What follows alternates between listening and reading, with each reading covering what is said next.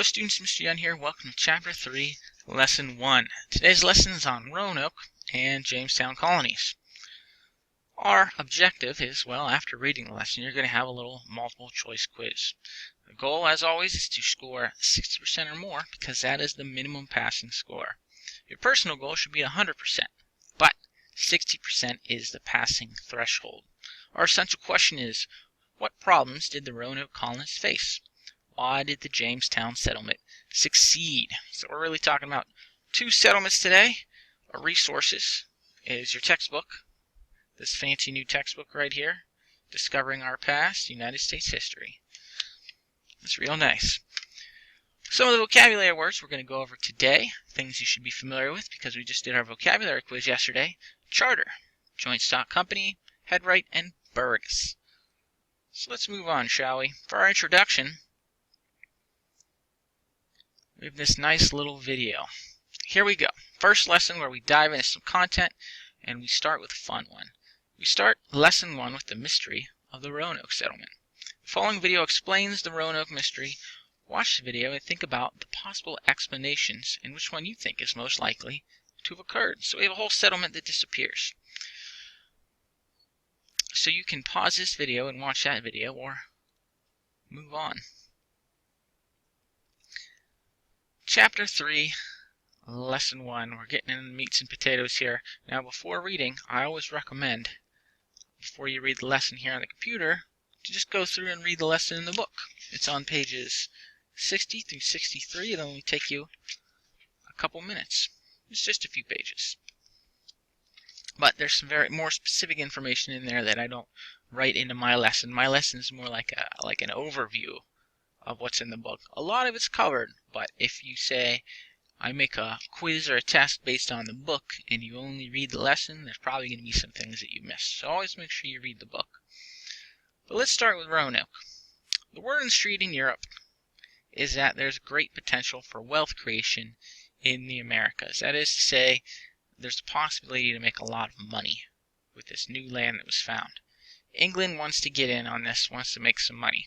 So, in 1584 rather, Queen Elizabeth sends this, basically has this guy, Sir Walter Raleigh, and she sends for him. She wants him to start a colony in America. Raleigh's scouts find a swell spot called Roanoke Island, located off the coast of modern-day North Carolina. Raleigh tried twice to colonize this island. Now, he didn't go himself. He's just like the big man, big cheese, over across the ocean. But he tries to send people over twice, and both fail. The first group arrived in 1585. With them, they had an artist named John White. And John White, being the artist, drew everything he saw in the new country and gave a lot of valuable information about this new land to other parts of the world.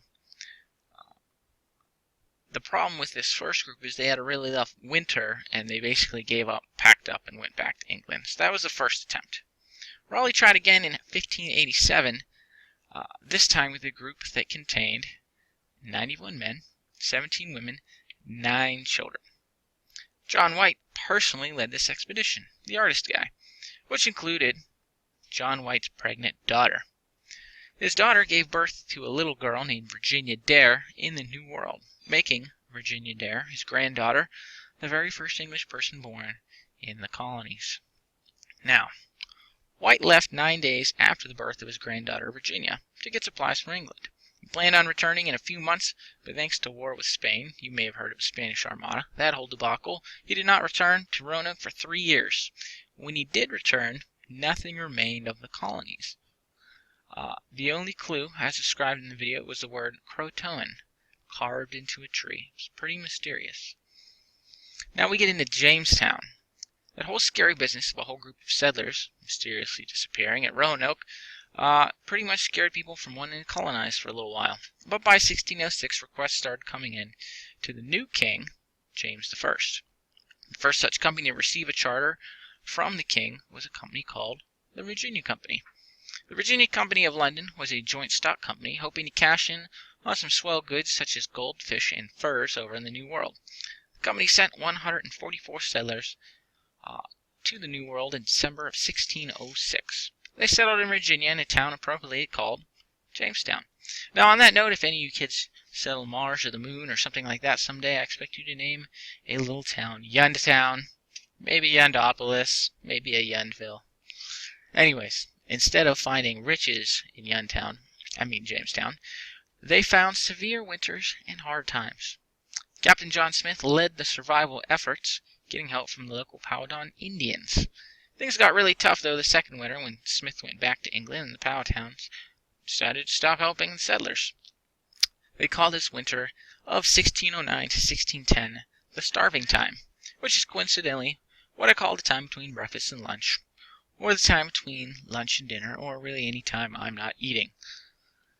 Now, despite the hardships, the Jamestown colony managed to survive and begin to thrive. They made big money on their special tobacco from the West Indies. The company sent some more women over, and magically, somehow, marriages and babies occurred, and that started to improve the population of the Jamestown colony.